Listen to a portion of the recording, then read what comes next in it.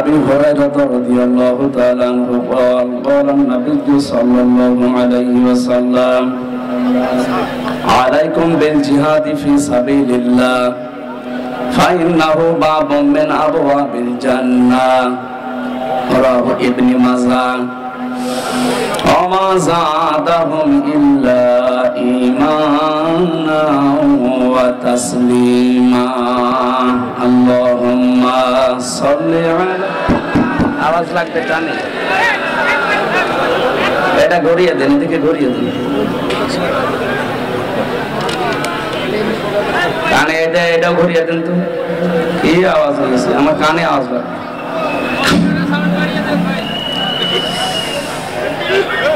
ঝিনাইদহ জেলার মহেশপুর থানার অন্তর্গত জলিলপুর মাদ্রাসা সংলগ্ন খেলার মাঠে ঐতিহাসিক তাফসীরুল কোরআন মাহফিলের স্বনামধন্য সভাপতি সাবেক উপজেলা চেয়ারম্যান অধ্যক্ষ জলিলপুর আলিম মাদ্রাসা মহেশপুর ঝিনাইদহ ইসলামিক চিন্তাবিদ শিক্ষাবিদ জনাব মাওলানা আব্দুল হাই আতালাল্লাহু উমরাহু ওয়া বারাকাল্লাহু ফি হায়াতিহি আমিন। প্রধান অতিথি জলিলপুরের কৃতি সন্তান অতিরিক্ত চিফ মেট্রোপলিটন ম্যাজিস্ট্রেট জনাব মোহাম্মদ সানাউল্লাহ আতালাল্লাহু উমরাহু ওয়া বারাকাল্লাহু ফি হায়াতিহি বলেন আমিন। এতক্ষণ যারা কথা বলছিলেন আপনাদের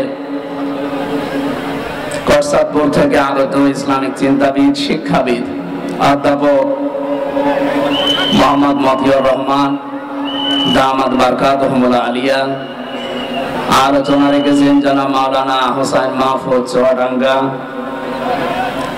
মঞ্চে বসা ওলামায়ে কেরাম, বিশেষ করে আমার শ্রদ্ধাভাজন শ্বশুর এসেছে মাওলানা সুলতান আহমেদ, হাফেজ মাওলানা সালেহ আহমেদ সহ নাম না জানা অন্যান্য ওলামায়ে কেরাম, এ মাদ্রাসার সম্মানিত শিক্ষক এবং শিক্ষিকা মণ্ডলী, সামনে বসা মুসলমান ভাইরা, পর্দার আড়ালের সম্মানিতা মা এবং বোনেরা, প্রশাসনের ভাইরা, প্রাণ প্রিয় ঝিনাইদহবাসী, আল্লাহর দরবারে নরদর্শীর শুকরিয়া আদায় করছি যিনি একটা জগদ্দল পাথর আমাদের বুকের উপর থেকে নামিয়ে দিয়েছেন। আল্লাযী আনকাযা যাহরাক, আল্লাহ তাআলা বলেন হে নবী আমি আপনার পিঠ থেকে একটা পাথর একটা বোঝা নামিয়ে দিয়েছি যেটা পিঠকে বাঁকা করে রেখেছিল। এটা ১৫০০ বছর আগের কথা। সেই জামানায় আয়ামে জাহিলিয়াতের যে অন্ধকারের যুগ, অজ্ঞতার যুগ, নবীজির পিঠকে বাঁকা করে রেখেছিল। 2024-এর 5 আগস্টের আগ পর্যন্ত আমি জাহিলিয়াতের যুগ আমাদেরকেও বাঁকা করে রেখেছিল। এটা ছিল আই এম এ, এটা আও আমি, শব্দ দুইটা কাছাকাছি প্রায়।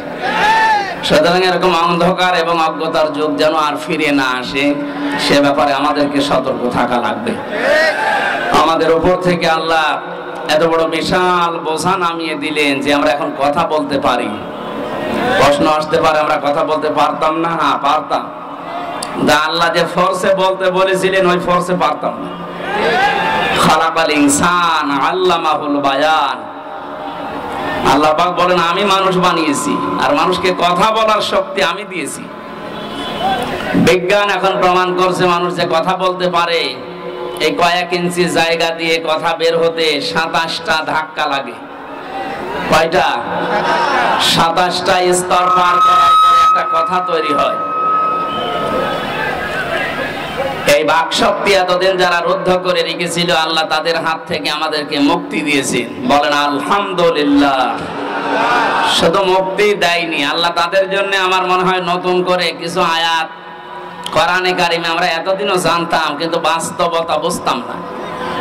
সূরা নামল 52 নম্বর আয়াত আল্লাহ পাক বলেন ফাতিলকা বুয়ুতুহুম খাফিয়াতাম বিমা যালামু ইন্না ফি যালিকা লাআয়াতান লিকাওমিন ইয়ালামুন।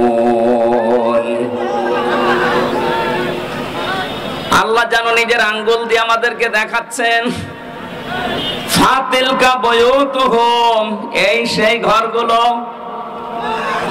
খাওয়াতাম বিমা যালামু, যেগুলো আমি উজাড় গৃহ বানিয়ে দিয়েছি, জনশূন্য করে দিয়েছি, পরিত্যক্ত বানিয়ে দিয়েছি, বিমা যালামু, এই জালেমদের জুলুমের কারণে। ঝিনাইদহবাসী আয়াতের দিকে তাকালে 2024 সালের 5 আগস্টের দিকে তাকালে পুরোপুরি মিলে যাচ্ছে। আপনি দেখেছেন 2024 আগস্টের 5 তারিখের বিকাল 5টা বাজতে বাজতে এই দেশে জালেমদের যত বসবাসের জায়গা ছিল আল্লাহ সব উজাড় গৃহ বানিয়ে দিয়েছেন। কে কথা বলে না কেন? আমার কুষ্টিয়ার হানিফ সাহেবের বাড়ির দিকে তাকান, বাড়িটা এখন পরিত্যক্ত। বিকাল 5টা বাজতে বাজতে দেখলাম মানুষ পায়খানার প্যান্ট পর্যন্ত খুলে নিয়ে চলে গেছে। এটা শুধুমাত্র কুষ্টিয়া না, 630টা থানা আছে এই দেশে। এখন যতগুলো থানায় আমি কম বেশি গেছি, কোন জালেমের ঘর দেশের মানুষ আর স্থির রাখে নাই, সব শেষ করে দিয়েছে। আল্লাহ এতটুকু বলে শেষ করে দেননি। এখন আমাদের জন্য এখান থেকে শিক্ষা কি? ইন্না ফি যালিকা লায়াতাল লিকাওমিন ইয়ালামুন। আল্লাহ এখানে লামে তাকিদ দিয়েছেন। আল্লাহ পাক বলেন অবশ্যই এই ঘটনার ভেতরে তোমাদের জন্য শিক্ষা আছে। 5 আগস্টেও তোমাদের জন্য শিক্ষা আছে। কি সেটা? জালেমদের এত বড় বড় বিশাল শক্তিশালী জালেমদের ঘর যদি আমি আল্লাহ সব পরিত্যক্ত বানিয়ে দিতে পারি, আগামীতে যারা চেয়ারে বসবে এরাও যদি জালেম হয় তাদেরকে আল্লাহ এভাবে পরিত্যক্ত বানিয়ে দেবে। এই জন্য আমরা সাবধান থাকি, সামনে যে আসুক সে যেন জুলুমকারী না হয়। কথা বলে না কেন? কারণ জুলুম এই শব্দটা এত ঘৃণিত। আল্লাহ পৃথিবীতে সবচাইতে বেশি ঘৃণা করেন জুলুমকে। হযরত আদম আলাইহিস সালামকে আল্লাহ জানিয়েছিলেন, وَقُلْنَا يَا آدَمُ اسْكُنْ أَنْتَ وَزَوْجُكَ الْجَنَّةَ وَكُلَا مِنْهَا رَغَدًا حَيْثُ شِئْتُمَا। বিয়ে হয়ে গেছে, আদম এবং বউ নিয়ে বাড়ি চলে যাও, তার মানে জান্নাতে যাও। বাড়িতে যাবার পরে নিজে যা খাবে, স্ত্রীকে ওই মানের খাবার, ওই মানের পোশাক পরাবে, এটা তার অধিকার। যদিও অনেক স্বামী অধিকার দিতে চায় না, বলে দুনিয়ার কাজ না, এটা দুনিয়ার কাজ না। যে মানের খাবার মানুষ খাবে, ওই মানের খাবার স্ত্রীর জন্য, সন্তানের জন্য ব্যবহার করবে উপযুক্ত করে, এটা তার অধিকার। মেয়েরা যে অধিকার না বুঝে কিছু শৃঙ্খল বিশৃঙ্খল মানুষের উস্কানিতে পা দিয়ে তারা মিছিল বের করে, তারা সংগঠন বানিয়েছে, নারী পক্ষ, নারী স্বাধীনতা আন্দোলন, নারী বিপ্লব পরিষদ, নারী মুক্তি পরিষদ, 13টা প্রায় সংগঠন কাজ করছে এই দেশে। নারীদের যে অধিকার আল্লাহ রাসূল দিয়েছেন একটাও আদায় করার জন্য না, সব ওদের ভোগ করার জন্য। এই জন্য মেয়েদের যে অধিকার আল্লাহ কোরআনে দিয়েছেন, ওরা যদি জানতো, আমার মনে হয় এই অধিকার আদায়ের জন্য ওরা রাস্তায় নামতো। সম্মানিত মা বোনেরা, যদিও ইসলাম বিরোধী যারা, ইসলামের দুশমন যারা আপনাদেরকে উল্টাপাল্টা বোঝায়, বাস্তবতা এইটা, ইসলাম সবচাইতে বেশি অধিকার আপনাকে দিয়েছেন পরিবার থেকে। আদম নবীকে আল্লাহ জানিয়েছেন স্ত্রী বাড়িতে নিয়ে যে ঘরের ভেতরে একেবারে ঘরবন্দি করে রেখে দেবে, বস্তা বন্দি করে না, এইটা বলি নাই।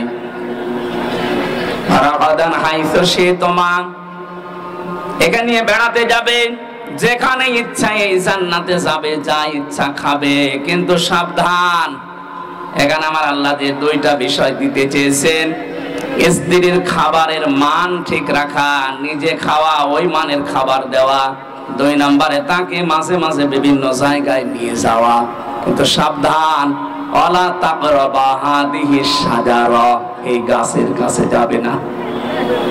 আমরা এখানে অনেকেই মনে করি এই গাছ মানে শুধু গন্ধম গাছ না, শুধু যদি গন্ধম গাছের নাম হতো তাহলে আল্লাহ কোরআনে আয়াত নাযিল করে ১৫০০ বছর পরে আমাদের জানাবে কোন কারণে। এই গাছ মানে জান্নাতের ভেতরে এটা একটা বর্ডার, পুরা জান্নাত আপনার জন্য উন্মুক্ত ছিল, যেখানে ইচ্ছা যাবেন, যা ইচ্ছা খাবেন, কিন্তু সাবধান, আল্লাহর এই নিষিদ্ধ বর্ডারের কাছে আসবেন না। আল্লাহ এটা বোঝাতে চেয়েছেন আল্লাহর বর্ডার যদি কেউ ক্রস করে সে আর সাধারণ থাকে না, সে জালেম হয়ে যায়। শুধু সে জালেম হবে না, ফাতাকো না দিবসন দিয়েছেন আল্লাহ পাক বলেন ফাতাকুনা মিনাজ জালিমিন। এই গাছের কাছে যদি সে দুইজনই জালেম হয়ে যাবে।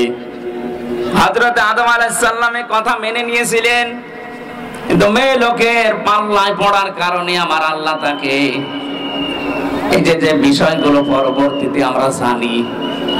এখানে আমি প্রমাণ পেয়েছি তাফসিরে, এই পৃথিবী তৈরি হওয়ার পর থেকে আজকের এই দিন পর্যন্ত, এখান থেকে কিয়ামত পর্যন্ত শয়তান যত চক্রান্ত করতে পারে বা পারবে, তার চাইতে ভয়ঙ্কর চক্রান্ত করতে পারে বা পারবে মেয়ে লোক।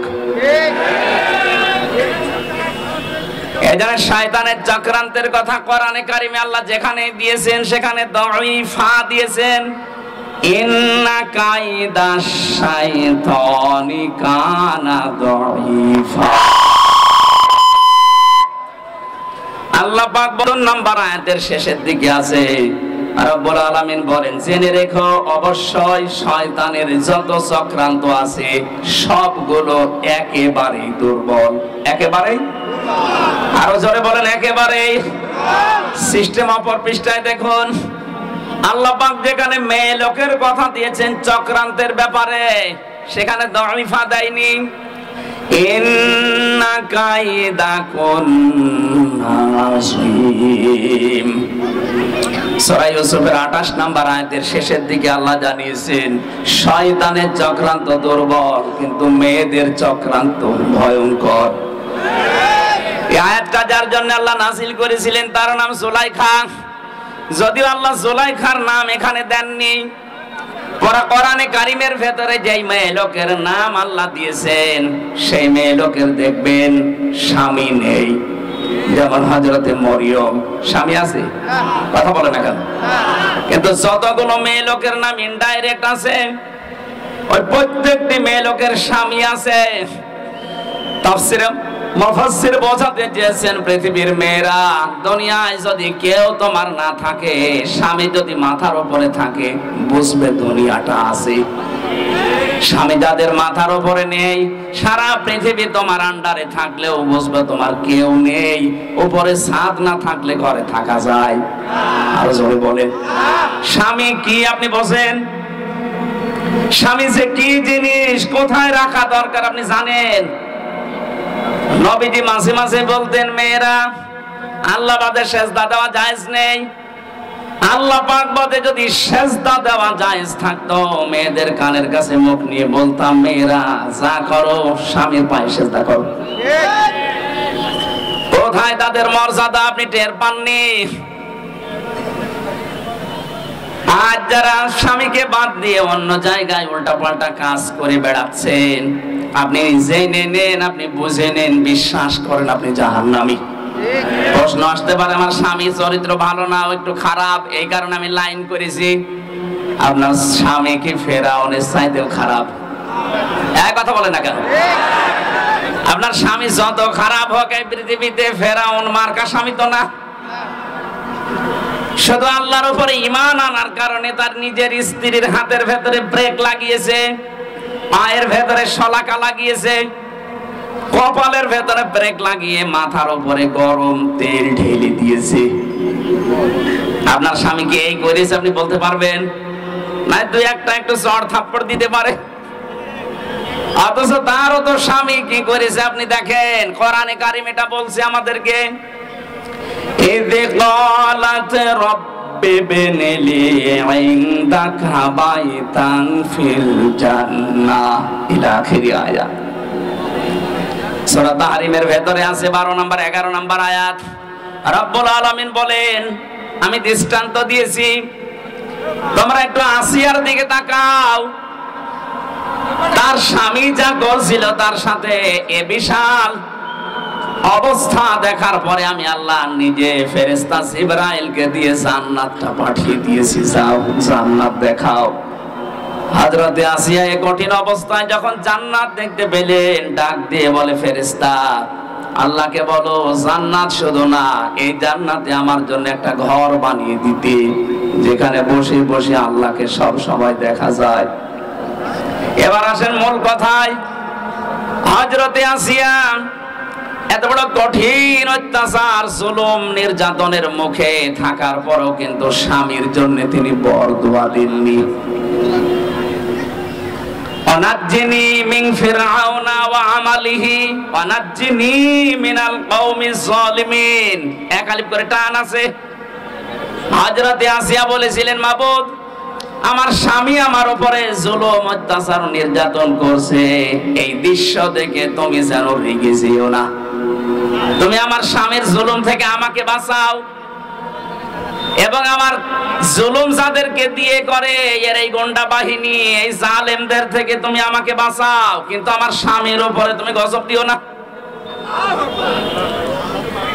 আপনি একটু খেয়াল করে দেখেন তো কোন পর্যায়ে দাঁড়িয়ে তিনি এই দোয়া করছেন, যেখানে জীবন মরণ নিয়ে টানাটানি, মাথার উপরে গরম তেল চলছে, চুলগুলো উঠে যাচ্ছে, উলঙ্গ অবস্থায় রেখে হাতে পায়ে ব্রেক লাগিয়ে কপালের ভেতরে শলাকা লাগিয়েছে। এই কঠিন মুহূর্তেও তিনি জুলুম একেবারে শেষ পর্যায়ে জর্জরিত, তারপরও স্বামীর জন্য তিনি বরদোয়া দেননি। বলেছিলেন, আল্লাহ তুমি আমার স্বামীর জুলুম থেকে আমাকে বাঁচাও।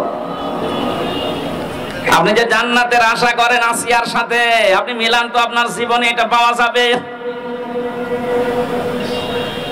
বলেন যে না, ওর চরিত্র আসলে ভালো না, অন্যদিকে লাইন আছে। ফেরাউনের কি লাইন ছিল না? আপনার চাইতে ফেরাউন স্বামীর চাইতে কত কম খারাপ হতে পারে আপনি ধারণা করেন এই ঘটনা থেকে। এই জন্য বলছি, স্বামী যাদের মাথার উপরে আছে সে যেন মনে করে আমার মাথায় একটা ছাদ আছে। কি আছে? আল্লাহ রাব্বুল আলামিন এখানে আসিয়ার নামটা দেননি কারণ তার স্বামী ছিল, এখানে জুলাইখার নামটা সরাসরি দেননি কারণ তার স্বামী ছিল। স্বামী থাকা মানে দুনিয়া থাকা, স্বামী নেই আপনি অসহায় হয়ে পড়বেন। কত রকমের উলট পালট কথা, টিটকারি, মস্কারি, ফাউল কথা শোনা লাগবে সমাজে, আপনি টেরও পাচ্ছেন না। স্বামী বাদ দিয়ে যারা একা একা চলতে চান, বাবার বাড়িতে গিয়ে মন মতো চলবেন বলে আশা করে আছেন, আপনি ধ্বংস হয়ে গেছেন। হযরতে আসিয়া এবং জুলাইখার নাম কেন বললাম? তাদের নাম আল্লাহ কোরআনে দেয়নি কারণ তাদের স্বামী ছিল। কি ছিল? বলেন বলেন। স্বামী খারাপ হোক কিন্তু স্বামী তো আল্লাহ কায়দা দিয়েছেন, কন্যা দিয়েছেন বহু বচন। কেন আল্লাহ তার নামটা দিয়ে দিলে তো হয়েছে তো কি? ইন্না কাইদি কুন্নি, বা কি শব্দটা দিলেই তো অর্থ আমরা পেয়ে যেতাম, কারণ এখানে আল্লাহ জুলাইখার নাম বলছেন। কিন্তু বাস্তবে দেখলাম নাম না দিয়ে বহু বচন দিয়ে আল্লাহ এটাই জানাতে চেয়েছেন, মেয়েদের যে চক্রান্ত এটা জুলাইখার একা না, কিয়ামত পর্যন্ত জুলাইখার মতো এরকম ষড়যন্ত্রকারী মহিলারা যাবে। আমার মনে হয় ওইটা একটা বাংলাদেশে আমরা পেয়েছিলাম। কথা বলে না কেন? এর এই ষড়যন্ত্রের কারণে হাজারো আলেম এই 15.5 বছরে জেল খেটেছে, হাজারো মানুষ মানবতা ধ্বংস করেছে এই চক্রান্তের কারণে। পাশের রাষ্ট্রে ছিল মায়ানমারে আরেকজন, ওর চক্রান্তে কত লক্ষ লক্ষ মানুষ দুনিয়া থেকে বিদায় নিয়েছে, ও নাকি শান্তিতে নোবেল পেয়েছে। ওর কারণে কত মানুষ এই দুনিয়া থেকে বিদায় নিয়েছে, আদম সন্তান। কথা বলেন ঠিক কিনা? আমাদের যেটা জুলাইখার, যাই হোক, এর কারণেও কত মানুষ, 2732 জন মানুষ অলরেডি এ দেশ থেকে কিছুদিন আগে মরে গেল। এই জন্য ওনার নাম এখন আপনি ইন্টারনেটে সার্চ দেন, 6 জনের নাম পাবেন পৃথিবীতে হত্যাকারী, গণহত্যার তালিকায়। একজন হিটলার, চেঙ্গিস খান, বাকি আমাদের পাশের রাষ্ট্রে আছে যিনি, ওনার নাম আছে, আর যিনি পালিয়ে ওনার কাছে গেছে কিনার নাম আছে। বাকিগুলো আমি নাই নাই বললাম। আপনি বলেন তো, যাদের নাম গণহত্যার তালিকায়, কত মানুষের রক্ত যারা চোষণ করেছে। এই যে আমার ফাঁসি চাই, এই বইটা আমি পড়েছিলাম, দেখলাম ওখানে লিখেছে মতিউর রহমান রেন্টু সাহেব, উনি নিজে লিখে দিয়েছে যারা পালিয়েছে ওদের 2 জনের অভ্যাস চরিত্র এই ছিল, কেউ যদি মারা যেত তার রক্ত দেখে তারা খুশি হইত।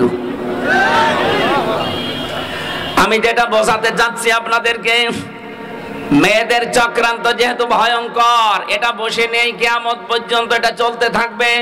এই জন্য নবীজি ইন্তেকালের আগে জানিয়েছেন, এই পৃথিবীতে আমার উম্মতের জন্য সবচাইতে ভয়ঙ্কর জিনিস আমি রেখে গেলাম 2টা, তার 1 নম্বরে মেয়ে লোক। এটা থেকে আমাদেরকে খুব সতর্ক থাকা লাগবে। আজ বাংলাদেশে অনেক মেয়ে লোক এখন মেয়েতে মেয়েতে বিয়ে করবে এই স্লোগান তুলেছে। 4-5 দিন আগে কুষ্টিয়াও 2 জন ধরা পড়েছে। ওই 2 জন মেয়ে লোক বলছে আমরা পুরুষ মানুষ চাই না, আমরা মেয়েরা মেয়েরা বিয়ে করব, যদি আমাদের বিয়ে না দেন আমরা 2 জনই মরে যাব। তোমরা যদি 2 জন মেয়েরা মেয়েরা বিয়ে করো, আমরা কি করছি? কথা বলে না, আমাদের আল্লাহ কি পুতুল বানিয়েছে? আমাদের কোনো কাজ নেই দেশে? চক্রান্তে পা দেওয়া যাবে না। এই সমকামিতা এটা হারাম, হারাম এবং হারাম। এটা যারা জারি করতে চাচ্ছেন, মুসলমানের এই 96% মুসলমানের দেশে, এটা কিয়ামতের আগে জারি করা সম্ভব না। আপনাদের স্বপ্ন সাথ কোনোদিন পূরণ হবে না একজন মুসলমানের দেশে জীবিত থাকতে। কথা বলেন ঠিক কিনা? এই জন্য আপনার মেয়েকে, আপনার বউকে, আপনার পুত্রবধূকে আপনি বেড়াতে নিয়ে যাবেন, কিন্তু সাবধান, আলা তাকরাবা হাদিহিস শাজারা। যদি আল্লাহর নিষিদ্ধ কোনো বর্ডার এসে যায়, যেমন পর্দা লঙ্ঘন, এটা একটা বর্ডার লঙ্ঘন করা। কথা বলেন না কেন? আল্লাহ পাক কোরআনে 500টা বর্ডার দিয়েছেন। আপনার মেয়ে, আপনার বউ, আপনার পুত্রবধূ, আপনার মা, আপনার বোন বেড়াতে যাবে, কোনো অসুবিধা নেই, কিন্তু এমন জায়গায় নিয়ে যাওয়া যাবে না যেখানে গেলে নিজেরও পর্দা থাকে না, বউরও পর্দা থাকে না। এরকম অনুষ্ঠান দেশে নেই?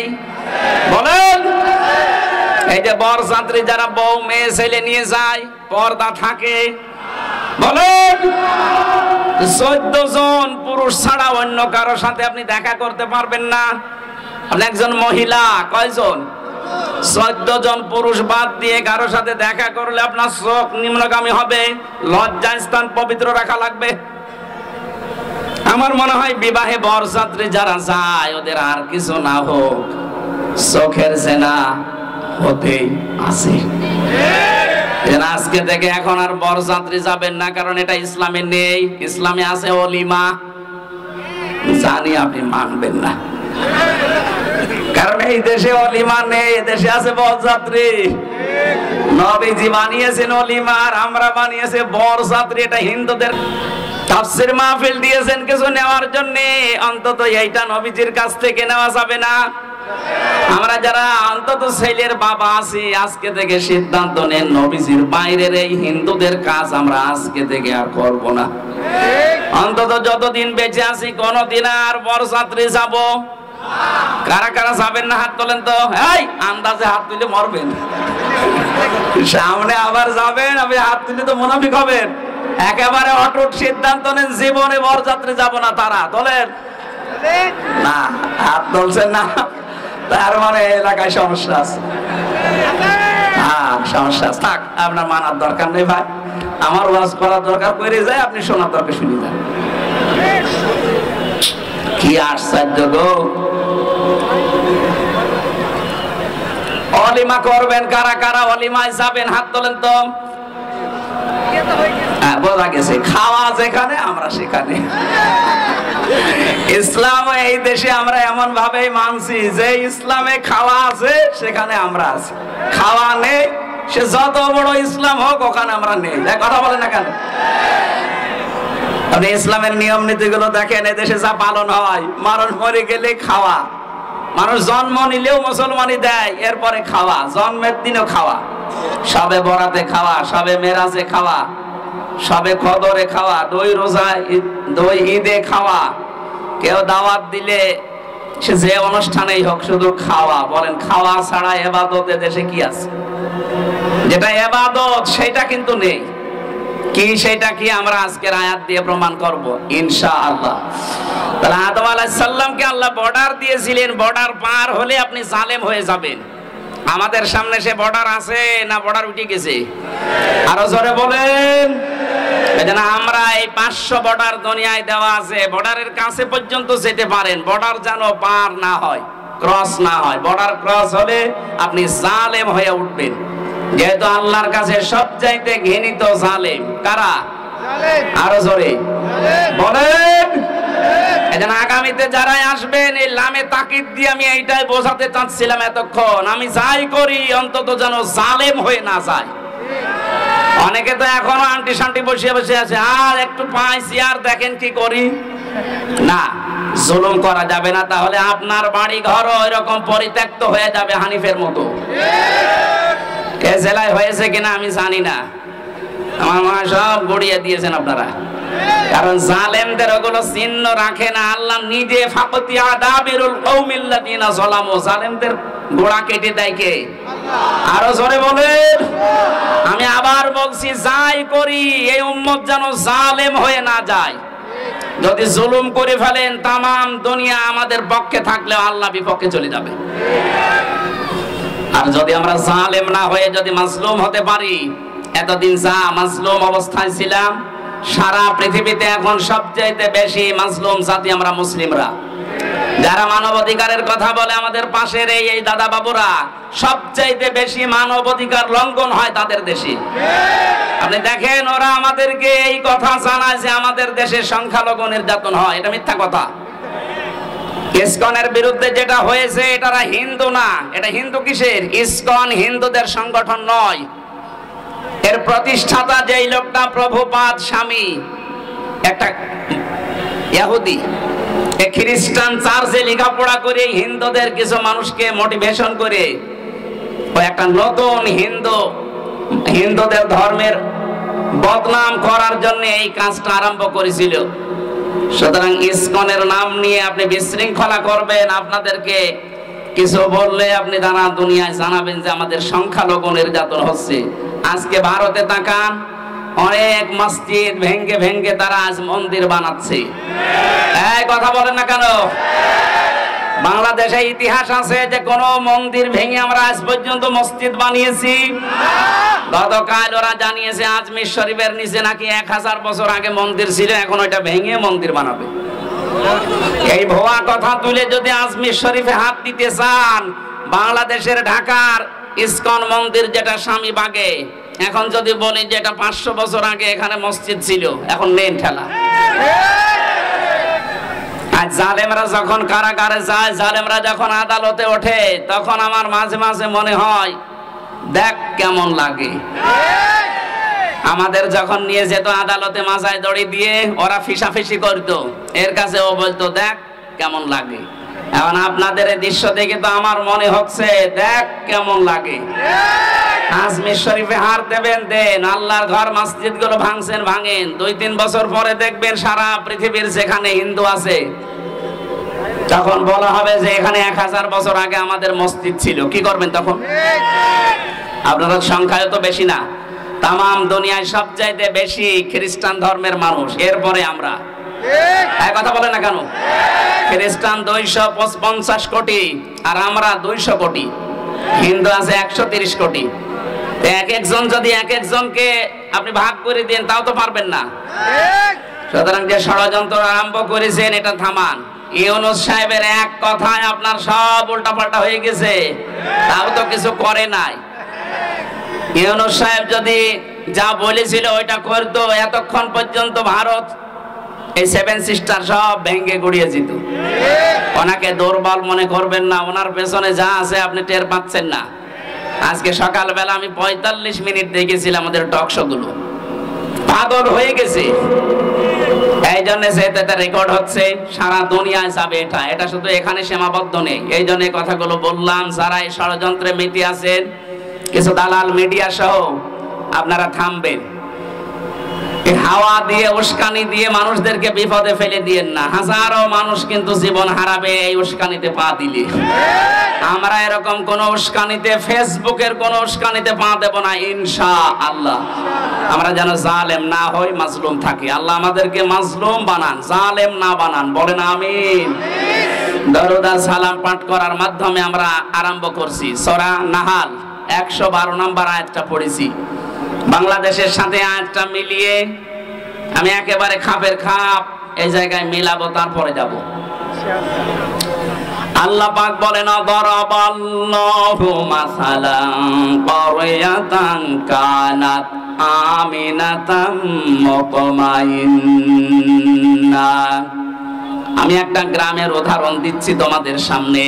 কে বলছেন? আল্লাহ বলেন, একটা গ্রামের উদাহরণ তোমাদের সামনে দিলাম। কি ছিল সেই গ্রামে? দুইটা কথা আয়াতে আল্লাহ দিলেন। কানাত আমিনাতাম মুতমাইন্না। এক নম্বরে সেই গ্রাম ছিল নিরাপদ, দুই নম্বরে ছিল নিশ্চিন্ত। এমন একটা গ্রামের কথা আল্লাহ কোরআনে কারিমে আয়াতে আমাদেরকে শোনাচ্ছেন। যে গ্রামের বৈশিষ্ট্য পেলাম কয়টা? আরো জোরে। এক নম্বরে গ্রামটা নিরাপদ ছিল, দুই নম্বরে গ্রামটা ছিল নিশ্চিন্ত। 1947-এর আগে আমার মনে হয় বাংলাদেশ এরকম একটা বিষয় পার করেছে। কথা বোঝেন? এই দেশটাও ঠিক নিরাপদ এবং নিশ্চিন্তে আমরা বাস করতাম। হঠাৎ করে এই দাদাদের ষড়যন্ত্র মতো দুই পাকিস্তানকে ওরা আলাদা করে দিল। নিজেরা আলাদা হয়ে আমরা দুইটাকে এক করে আমাদের আলাদা করে দিল। এরপরে তো আমাদের নিরাপদ এবং নিশ্চিন্ত জীবন উঠে গেছে। সব চাইতে বেশি উঠে গেছে। এর পরের শব্দে দেখেন, ইয়াতিহা রিজকুহা রাগাদাম মিন কুল্লি মাকান। 1947-এর আগ পর্যন্ত, যদিও এটা বাংলাদেশ সম্পর্কে না, এটা কাবা শরীফ নিয়ে আল্লাহ জানিয়েছেন মক্কা। তাফসীরে ইবনে কাসিরের ভেতরে মক্কা এই শব্দটা দেওয়া আছে। মক্কা তো এত নিরাপদ ছিল, তামাম দুনিয়ার ভেতরে ওই সময় এত নিশ্চিন্ত ছিল, বাইরের মানুষগুলো এখানে এসে নিরাপদ এবং নিশ্চিন্তে বাস করত। তামাম দুনিয়ায় 257টা রাষ্ট্র। 1947 সালের আগ পর্যন্ত আমি ইতিহাস যা পড়েছি, যারা মুরব্বী আছে জিজ্ঞেস করবেন, এই দেশেও নিরাপদ এবং নিশ্চিন্তে বাস করা যেত। ষড়যন্ত্র করে আমাদেরকে এমন একটা অবস্থায় দুইটা জিনিস ওরা তুলে দিয়েছে। আজ আর নিরাপত্তা নেই, আমরা নিরাপদ না। দুই নম্বরে মানে নিশ্চিন্তে বাসও করতে পারি না। আমাদের কাছে রিজিক, উপকরণ, জীবন উপকরণ যেগুলো আল্লাহ বিভিন্ন জায়গা থেকে পাঠাতেন, বিশ্বের বিভিন্ন জায়গা থেকে আমাদের রিজিকের ব্যবস্থা হতো। কারণ ওই সময়ের মানুষের ঈমান আর এই 2024 সালের ঈমান এক না। এই কথা বলে না কেন? ওই সময় আপনি ইতিহাস পড়েন বাংলাদেশের, ফজরের নামাজের পরে অনেকে এই বাড়িতে কোরআন শরীফ তেলাওয়াত করে এরপরে কাজে কামে হাত দিত। কোরআন পড়লে না তারা কোরআনে কারিম বোঝার চেষ্টায় ছিল, যা পড়তো ওটা প্র্যাকটিক্যাল লাইফে মিলাতো। 24 সালে এসে এখন আর ওইটা নেই। সকালবেলা শুরু হয় অনেকের বাড়িতে গান দিয়ে। কথা বলেন না কেন? আমরা আবার ওই পুরনো ঐতিহ্যে ফিরে যেতে চাই। ফজরের নামাজ অন্তত জামাতে পড়ার পরে নারী পুরুষ বাড়িতে হোক, সেখানেই হোক, আল্লাহর কোরআন দিয়ে দিন শুরু হবে। কারা কারা এটা মেনে নিতে পারেন দেখি তো? লিল্লাহে তাকবীর। এই হাত তোলেন কে দেখেন তো? আলহামদুলিল্লাহ। থাক, এই মাহফিল সাকসেস হবে যদি সকাল থেকে আমল শুরু হয়। আর এটা করার জন্য আপনারা এই মাদ্রাসা প্রতিষ্ঠা, এখানে কোরআন শেখানো হয় না। সুতরাং আমি আশা করব ছেলেদেরকে মেয়েদেরকে অভ্যাস গড়ে তুলতে হলে এরকম জায়গায় দেবেন। এখান থেকে আল্লাহর কোরআন জানবে, বুঝবে, পড়বে, সকালবেলা থেকে আমল শুরু করবে। তাহলে আপনার পরিবারে, সমাজে, রাষ্ট্রে একটা নিরাপদ এবং নিশ্চিন্তে বসবাসের গ্যারান্টি আমার আল্লাহ আপনাকে দিয়ে দেবেন। কারণ নিরাপত্তা এবং নিশ্চিন্ত শহর বানাতে পারেন কে? কোরআনে কারিমে আল্লাহ জানিয়েছেন, ওয়ামান দাখালাহু কানা আমিনা। এই ভালো করে খেয়াল করেন, ওয়ামান দাখালাহু কা, আল্লাহ পাক বলেন এই যে কাবা শরীফ যেটা, এখানে আসলেই সে নিরাপদ। এখানে আসলে কি নিরাপদ? কেন? কারণ এই জায়গাটা কন্ট্রোল করছে আল্লাহ ফেরেশতাদেরকে দিয়ে। এই পৃথিবীতে একটাই জায়গা যেখানে তাকিয়ে থাকলে সওয়াব পাওয়া যায়, কাবা শরীফ। যতক্ষণ তাকিয়ে থাকবেন সগীরা গুনাহগুলো আল্লাহ সরিয়ে দেবে, আর একটা একটা করে নেকি লিখতে থাকবে। এখানে এরিয়ার ভেতরে কেউ প্রবেশ করলে সে নিরাপদ পেয়ে যায়, নিরাপত্তা পেয়ে যায়। এটা দেন কে? আরো জোরে বলেন। বাংলাদেশ তো আর কাবা শরীফ না, এবার বলেন না কেন? ৬০০০ কিলোমিটার দূর আমরা কাবা থেকে। ওখানে গেলে যেহেতু নিরাপত্তা পাওয়া যায়, স্বস্তি পাওয়া যায়, শান্তি পাওয়া যায়, ভয় দূর হয়ে যায়। তাহলে আমাদের এই ৫৬,০০০ বর্গ মাইল যদি আমরা নিরাপত্তা দিতে চাই, আল্লাহর কোনো ঔষধ নেই। সূরা আনআম ৮২ নাম্বার আয়াত ভালো করে বাড়িতে মিলাবেন।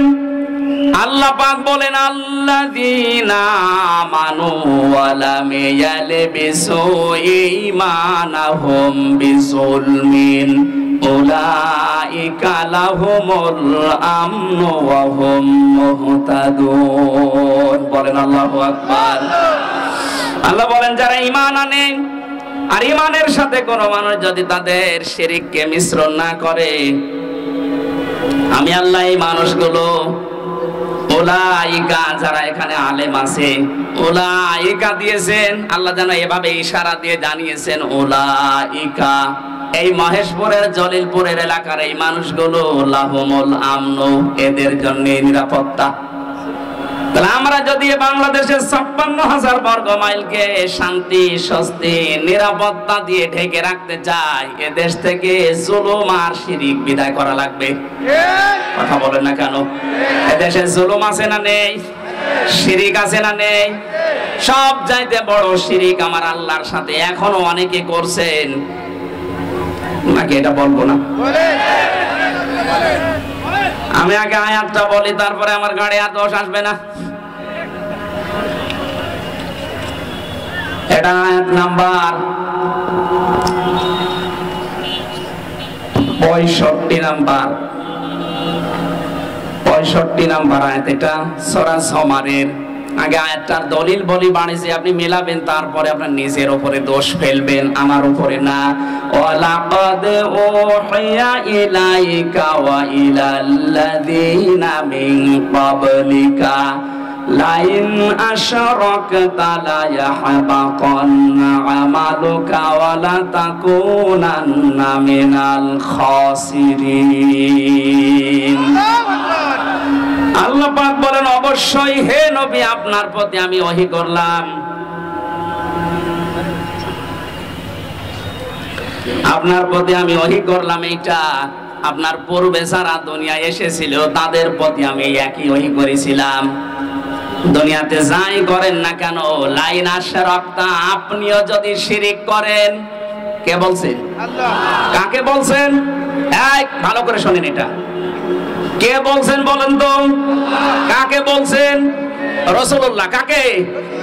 আল্লাহ। লাইন আশরাকতা, যদি আপনিও শিরিক করেন, লা ইয়াহবাতান্না আমালুকা, আপনি যত আমল করেছেন দুনিয়ায় সব আমি আল্লাহ নষ্ট করে দেব, ধ্বংস করে দেব, ব্যর্থ করে দেব।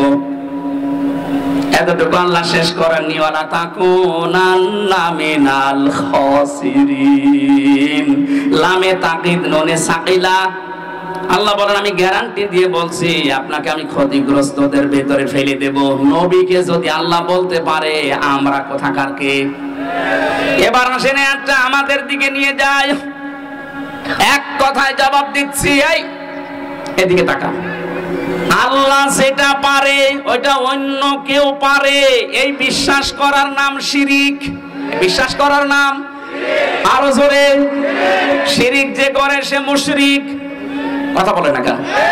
ইন্নাহু মাইয়ুশরিক বিল্লাহ, যে ব্যক্তি শিরিক করবে, ফাকাদ হারামাল্লাহ, তার জন্য আল্লাহ হারাম করে দিয়েছেন আলাইহিল জান্নাহ, জান্নাতকে, ওয়া মাওয়াহুন নার, তার স্থান একটা জায়গা আছে, তার নাম আগুন। তার নাম কি?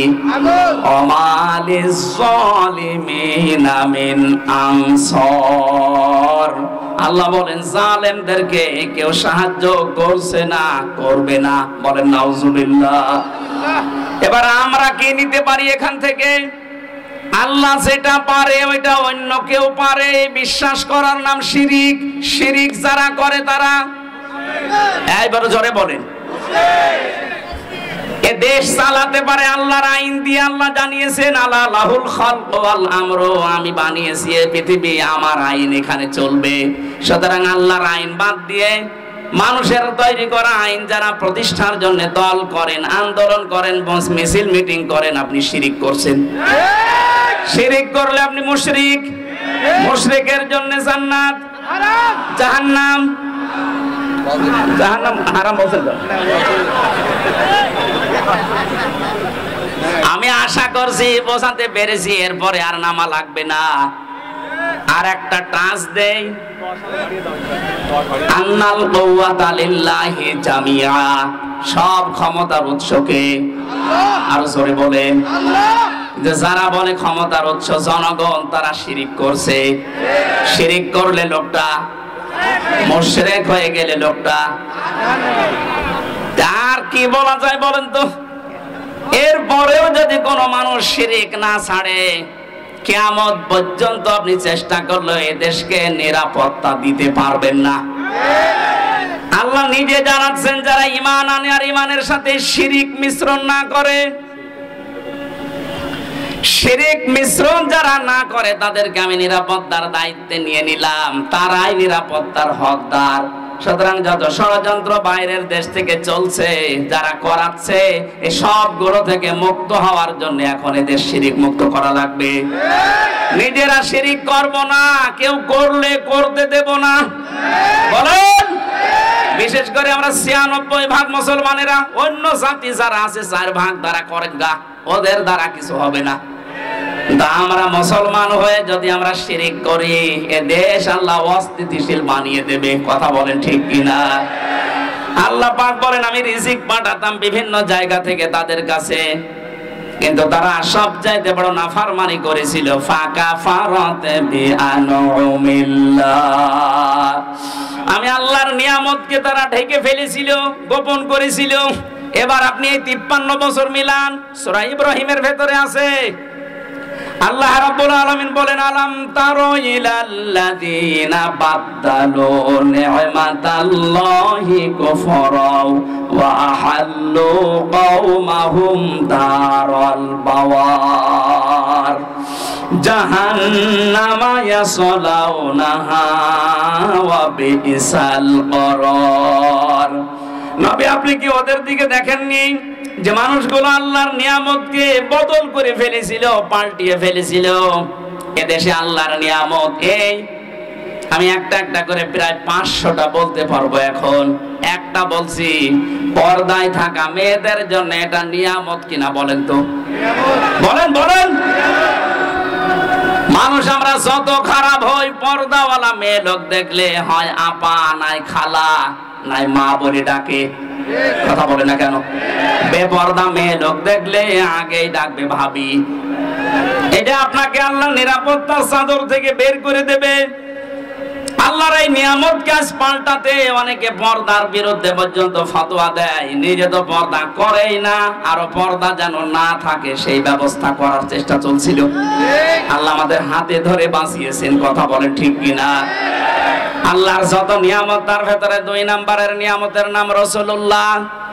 সূরা আলে ইমরানের ১৬৪ নম্বর আয়াতে দলিলটা আছে, লাকাদ মান্নাল্লাহু আলাল মুমিনিন। আল্লাহ পাক বলেন অবশ্যই মুমিনদের উপরে আমার যত দয়া, বদন, অনুগ্রহ, তার ১ নম্বরে আমি একজন রাসূল পাঠিয়েছি। ওই জামানায় তারা আল্লাহর নিয়ামতকে ঢেকে ফেলেছিল, রাসূলুল্লাহকে পর্যন্ত দেশ থেকে তাড়িয়ে দিয়েছিল। কথা বলেন ঠিক কিনা? এখন প্রশ্ন আসতে পারে সে 1500 বছর আগের কথা, এখন রাসূলুল্লাহকে তাড়িয়ে দেয় না মানে? রাসূলুল্লাহ এখন নেই, কিন্তু তার আদর্শ আছে না নেই? এই কথা বলেন না কেন? তার আদর্শগুলো যারা আজ বিদায় করে দিতে চায়, এই দরবেশ রাসূলুল্লাহর আদর্শকে বিদায় করতে গিয়ে নিজে দাড়ি কেটে নমো হয়েছিল। জিজ্ঞাসা করছে, আপনি দাড়ি কেটে ফেললেন, আপনি একটা নাফরমান, গালি দিবা না? দাড়ি কাট রাখা সুন্নত, আর জান বাঁচানো? আমি সুন্নত ফেলে দিয়েছি জান বাঁচানোর জন্য, কিন্তু বাঁচতে পারলাম না, নৌকা আমারে ধরিয়ে দিয়েছে। এরা আল্লাহর নিয়ামতকে উলট পালট করে ফেলেছে। ওয়াহাল্লু কওমাহুম দারাল বাওয়ার, ওরা জাহান্নামের দিকে জাতিকে পরিচালিত করেছে মূর্তি পূজার মাধ্যমে, বাবা পূজার মাধ্যমে। আপনি দেখেন না কেন 15.5 বছরে মিলে যাচ্ছে না? ওয়াহাল্লু কওমাহুম দারাল বাওয়ার, তারা কওমকে জাতিকে জাহান্নামের দিকে পরিচালিত করছিল। আসলাউনাহা, সেখানে তারা থাকবে চিরকাল। বিসাল করার, কত নিকৃষ্ট জায়গা সেটা। জালেমদের পরিণতি এখন দেখেন প্রায় জাহান্নাম হয়ে গেছে। আরো জোরে বলেন, আগামীতে কেউ যদি জুলুম করে তাদের পরিণতি আল্লাহ ঠিক এইটাই করবে। এজন্য শেষে দিয়েছেন বিসাল করার। আমি যেটা বলছিলাম, নিয়ামত বেজারা শুকরিয়া আদায় করে না, এই মানুষগুলোকে আল্লাহ 2টা আযাব দিয়ে পোশাক পরিয়ে দেন। ফাযাকাল্লাহু লিবাসাল জুই ওয়াল খাউফ। 1 নম্বরে আল্লাহ আস্বাদন করান, মজা চাকান। এত নিয়ামত দেওয়ার পর যখন মানুষ মানে না, তার 1 নাম্বার শাস্তি হিসেবে আল্লাহ ক্ষুধা দেয়, 2 নম্বরে ভয় দেয়। বিমা কানু ইয়াসনাউন, কারণ তারা যা করেছে এর প্রতিদান এটা। এদেশে 15.5 বছরে আলেমদের উপরে যত জুলুম অত্যাচার যাদের স্বাধীন হওয়ার পর থেকে এত বেশি হয়নি। কথা বলেন ঠিক কিনা? ওই জামানায় তারা রাসূলুল্লাহকে মানে নাই, কষ্ট দিয়েছে। এই জন্য আল্লাহ ভয়ের পোশাক, ক্ষুধার পোশাক তাদেরকে পরিয়েছেন। এই জামানায় যারা রাসূলের নেই, কিন্তু রাসূলের উত্তরাধিকারী আলেমরা আছে, এদেরকে যারা সম্মান দেয় না, এদের মতামত নেয় না, এদেরকে আরো জুলুম নির্যাতন অত্যাচারের সরসরিত করে, তাদের জন্য আল্লাহর শাস্তি 2টা। 1 নম্বরে দুর্ভিক্ষ, খাবার থাকলে আপনি খেতে পারবেন না। জেলখানা এখন যারা আছে, এই যে জালেমগুলো ধরা পড়েছে, আপনি তাকান, এদের টাকা পয়সা কম নেই। এই যে আমর সাহেব টাকার উপরে ঘুমাইতো, কর্নেল ফারুক খান, ওর খাটের নিচে কত টাকা পাওয়া গেছে। সব চাইতে বড় ধনী বাংলাদেশে এই দরবেশ, অথচ এখন আমাদের মতো এই মাটিতে এখন শুয়ে আছে ফ্লোরে। বাইরের থেকে যদি কেউ টাকা পয়সা তাদের জন্য না পাঠায়, জেলে যে অবস্থা দেখেছি, ও এমনি টেনশনে মরে যাবে। আল্লাহ রাব্বুল আলামিন জানিয়েছেন এইটাই, যে যারা আমার নিয়ামত পাওয়ার পরে শুকরিয়া আদায় করে না, এই মানুষগুলোর জন্য আমি আল্লাহ 1 নম্বরে ক্ষুধা, অভাব, দুর্ভিক্ষ, 2 নম্বরে ভয়, এটা আমি ঢুকিয়ে দেই, জাতির সামনে যেন এইটা না আসে। এবার আসেন আয়াতের তাফসিরে প্রবেশ করছি, ঐতিহাসিক প্রেক্ষাপট। নবীজি বলেন, আমি যখন জিবরাইলের সাথে উপরে যাচ্ছিলাম আল্লাহর সাথে দেখা করার জন্য মেরাজে, আকাশে ওঠার সময় দেখলাম কিছু মানুষ, কিছু পিপিলিকা উপরে উঠতেছে, কালো কালো, আবার কালো কালো পিপিলিকা নামতেছে। জিজ্ঞাসা করলাম, আখে জিবরাইল, হে ভাই জিবরাইল, কালো কালো কি ওঠে, কালো কালো কি নামে? ফেরেশতা বলে, হে নবী, আপনার উম্মতের আছে অপরাধ করে, গুনাহ করে, পাপ করে, পাপগুলো কালো পিপিলিকা হয়ে উপরে যাচ্ছে। আর ওই যে নামতেছে ছোট ছোট পিপিলিকা, আল্লাহ পাক এই পাপের কারণে দুনিয়ায় যে আযাব গজব গুলো পাঠাবে, ওইগুলো পিপিলিকা আকারে যাচ্ছে। এই আয়াত থেকে প্রমাণ হয়, দুনিয়াতে আমরা যা করি এই গুনাহর কারণে আল্লাহ আমাদের জন্য শাস্তি নির্ধারণ করে পাঠায়। এই জন্য এমন কোন অপরাধ গুনার কাছে নিজেদেরকে জড়াবো না, যে গুনার কারণে আল্লাহ আমার উপরে আবার গজব নাযিল করে। কথা বলে ঠিক কিনা? সবচাইতে বেশি গজব নাযিল হয় মানুষের এই অশ্লীলতার কারণে। এটা এখন আমাদের হাতের ভেতরে শুয়ে গেছে। ইন্ডিয়ায় যে পুনাপ করা পত্রিকা, আকাশ সংস্কৃতির নামে মোবাইল, কম্পিউটার, টেলিভিশন, আকাশ সংস্কৃতিতে যেগুলো পাঠাচ্ছে, এর দ্বারা সবচাইতে বেশি ক্ষতি হচ্ছে মানুষের চরিত্রের। আরো জোরে বলে, আমরা গোপনে যে গোনাগুলো আজ করছি, এই গোপন গোনার কারণে আল্লাহ কিন্তু শাস্তি পাঠাবে। আপনি দলিল হিসাবে সূরা রুমের 41 নাম্বার আয়াতটা দেখতে পারেন। যাহারাল ফাসাদু ফিল বাররি ওয়াল বাহার বিমা কাসাবাত আইদিন নাস। আল্লাহ বলেন জলে স্থলে যে বিপদ আপদগুলো দেখতে পাও, বিশৃঙ্খলা, একটাও আমি পাঠাই না, এগুলো সব তোমাদের হাতের কামাই করা ফসল। সুতরাং আমরা গোনা করলে আমাদের কপাল নষ্ট হবে। কথা বলেন ঠিক কিনা? গোনার কারণে মানুষের ভাগ্য নষ্ট হয়, সে গোপনে বলেন আর প্রকাশ্যে বলেন।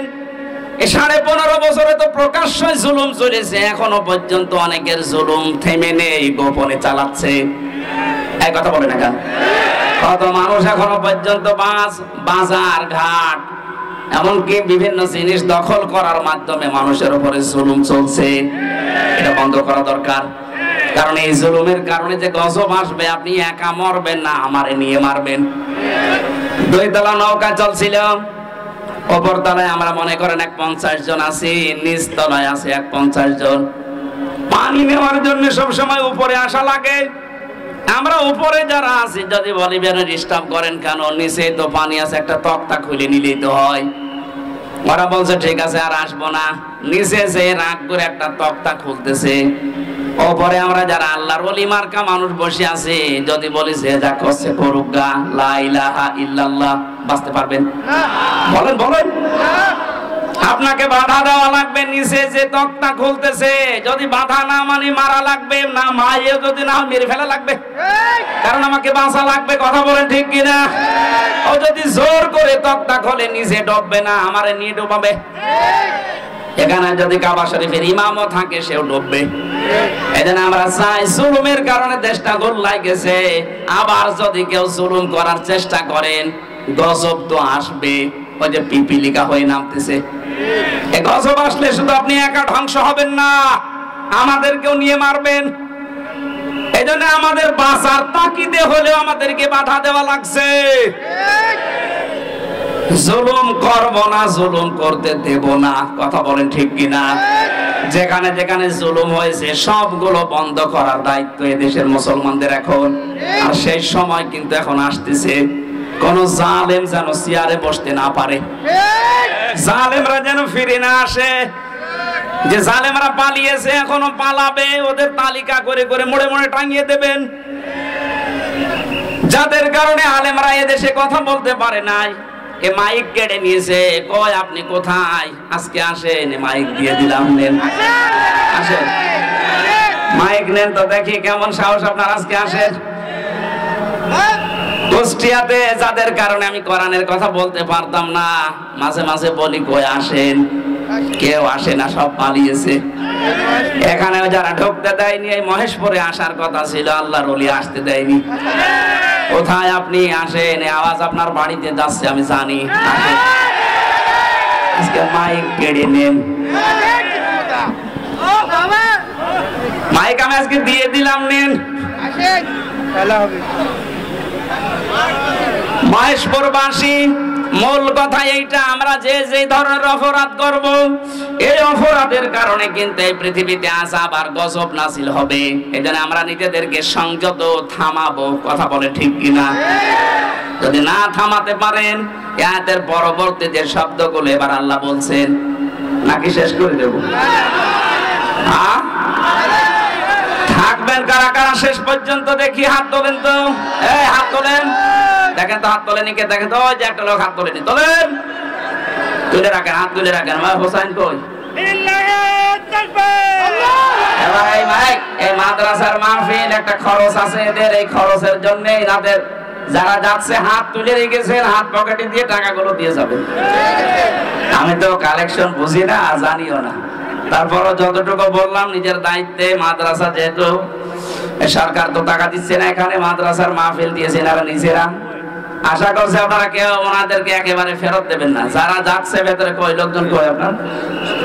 তাড়াতাড়ি করুন ভাই, আমরা শেষ করবো, আয়াতটা শেষ করা লাগবে। আলহামদুলিল্লাহ, আলহামদুলিল্লাহ, আপনার দরবারে শুকরিয়া। কেউ ওটা উঠে করবেন না।